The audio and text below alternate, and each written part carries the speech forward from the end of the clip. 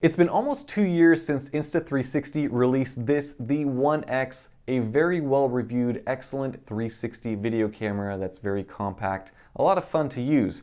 Earlier this year, in early 2020, they released this, the One R. And it is more than just a 360 camera because this can replace your GoPro. And I've already sold my Osmo Action just to give you an idea of how much I've enjoyed using this. So shout out to Insta360 for sending this out to review, and let's jump into it.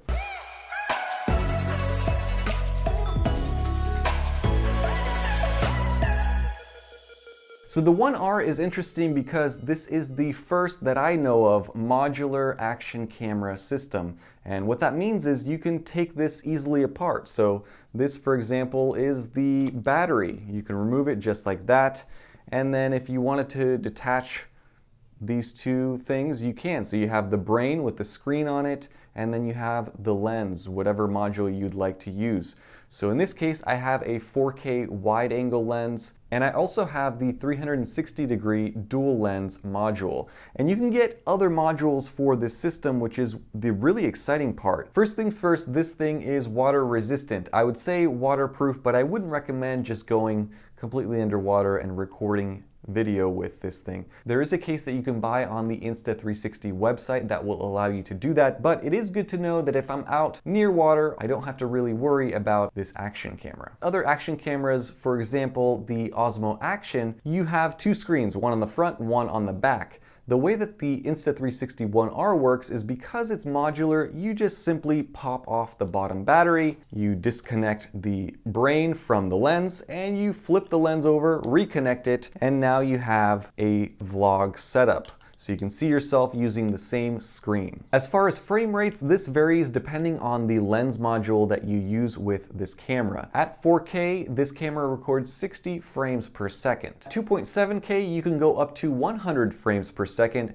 and at 1080p, you can shoot at 200 frames per second for extra smooth slow-mo footage. As for the 360 module, that shoots at 5.7K at 30 frames per second, the exact same as the One X. Along with excellent frame rates, this camera offers stabilization. In Insta360 terms, they call it flow state. And it works quite well, especially if you are using the 360 module. In fact, you don't really need a lot of stabilization because it's 360 video, but even with the 4K module, as I've been playing around with it, the video that I'm getting out of this looks like it's on a gimbal and I'm just hand holding it or using it with a selfie stick. So why would someone buy a modular action camera and 360 camera in one?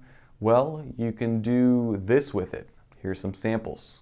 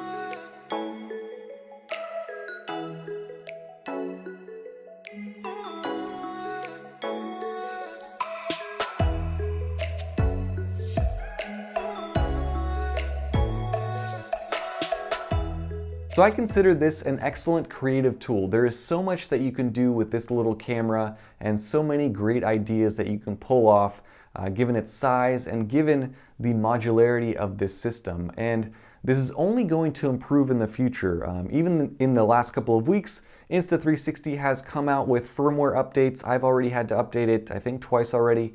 And I've seen some pretty major improvements with this little camera, and I expect in the future that will only continue to get better and better. So let's talk about image quality. In 4K, using the 4K module, you get very nice video. As far as 360 video optical quality, I'd say that these two cameras, the One R and the older One X, are very similar in performance. There are a couple of noticeable improvements, especially in low light with the One R. The stabilization is a little better with the One R, as is the sharpness. It's just a touch improved, not drastic, not to the point where I would say if you have a One X, you definitely need to upgrade to the One R. But if you don't have a One X and you are looking for a 360 camera and you also want to have the flexibility of possibly using this camera as just a GoPro-like action camera, this is the better route to take, especially because the pricing of these two is almost identical. While the resolution of the 360 video from the One R is still 5.7K, Insta360 now supports H.265 compression, which is probably why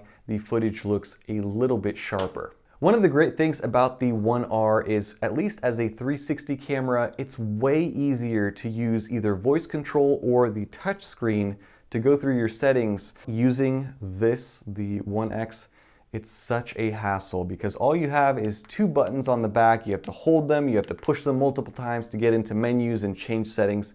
This is not as easy to use. This is one of those things where I saw the press release and I didn't think very much about it. Okay, it's a detachable, modular GoPro 360 camera. What's the big deal? But once you use it and once you get used to using it and the flexibility of it, this is just such a great idea and such a good execution. It's not without its flaws though, and there are a couple of things that I definitely noticed using this setup over the last couple of weeks that I do want to make you aware of. Number one, the onboard audio is, well, it's horrible, honestly. The wind noise is outrageously loud. You can use the wind noise reduction feature in the software. However, I've noticed that when I use that feature, it also cuts out a lot of audio that I would have preferred to keep. There is an adapter that you can buy and plug into the USB-C port on the side of this camera. That way you can record external audio, but I don't know how good that is because I haven't tested that out. The second thing that I noticed with this camera is that the stitching is not quite as good as the stitching on the One X, but it has already improved a little bit with the most recent firmware update. A third thing that I noticed is the Selfie Stick, which is right here. This is $20 and it's very nice because you can extend it and use it to take 360 video high up. The software built into the Insta360 is supposed to crop out or remove the actual stick from the video file. With the One R, however, it seems to, at least initially, have a little bit of a hard time removing this bottom section. So you can still see a little bit of the selfie stick in some of the video samples that I showed you earlier. A fourth thing to be aware of, and it's not particularly bad with this camera, but lens flare. Especially with 360, you're going to have some form of lens flare. There are occasional pockets of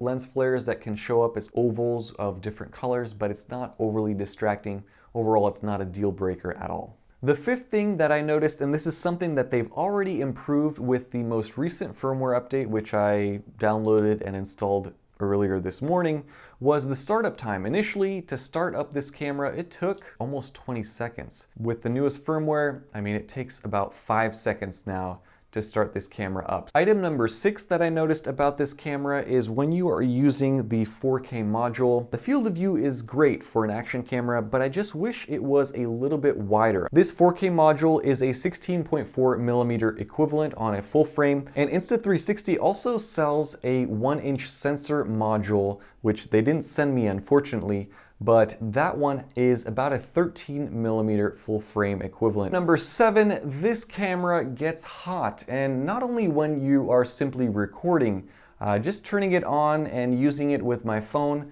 The app is excellent, by the way. it does get very, very hot. The last thing that I want to mention about this camera is not really a negative, but something to be aware of is when you're recording 360 video, the file system is a little bit different. That means the workflow is also a little bit different. So you're going to be recording in INSV format, which you will have to edit either on your phone or on a computer through the Insta360 software. That software is very easy to use, and there are so many different options for you to edit and export your files as MP4. Now, if you're just using the 4K module, you might prefer just recording straight to MP4, which they have added as an option in the settings. So that way you don't have to export your footage after you've edited it through the software on your computer or on your phone. The nice thing about INSV files, however, is that there are so many options for you to change aspect ratios, frame rates. It's an extra step in the process, but it allows you to be very creative with your shots, especially with the 360 module, which again, you never really have to worry about framing your shots because you kind of just hold it up and then you frame all of your footage after you've captured it all. In conclusion, although I listed those 7 areas for improvement, this is still the action camera platform that I would recommend most above anything else. The exciting part about this modular system is because it's modular, it can only get better over time, not only through firmware updates, as I've already seen, but right now there are a total of 3 modules: the 4K module, the 360 camera module, and the 1-inch sensor module. I'm excited to see what comes out in the future for this camera system. With a lot of action cameras, particularly, for example, the GoPro Hero 8, if you crack the front lens glass, for example, you just have to go out and buy a brand new action camera, which is a lot of money. With the One R, you can not only buy a new module, but the actual glass that surrounds the front of this 4K module, for example, is removable and replaceable. Thank you so much, Insta360. Now let's talk about pricing. I mentioned that a little bit. It's actually a pretty good price, very competitively priced, I should say. If you're just looking at the action camera setup, which is the brain, the 4K module, and the battery, it's $299 from the Insta360 website. For the Twin Edition, which adds the 360 module, which is what I have, it is $479, which is very close in line to what just this 360 camera cost on its own. So you're getting essentially 2 products in one versus just a 360 camera. And if you want to go all out and you want all 3 modules, including the 1-inch sensor module, that's going to set you back $729 with free shipping, and all of your taxes are included. If you don't like buying one of the preset bundles, you can build your own on the Insta360 website, so you can add whatever accessories that you like, which is awesome, I think. That is it for this video. Hope you guys enjoyed it and learned something. Hopefully it was useful. This is a great little camera, and if you guys are interested in checking out pricing or building your own kit or buying your own, as usual, I will post links down below, so definitely check those out.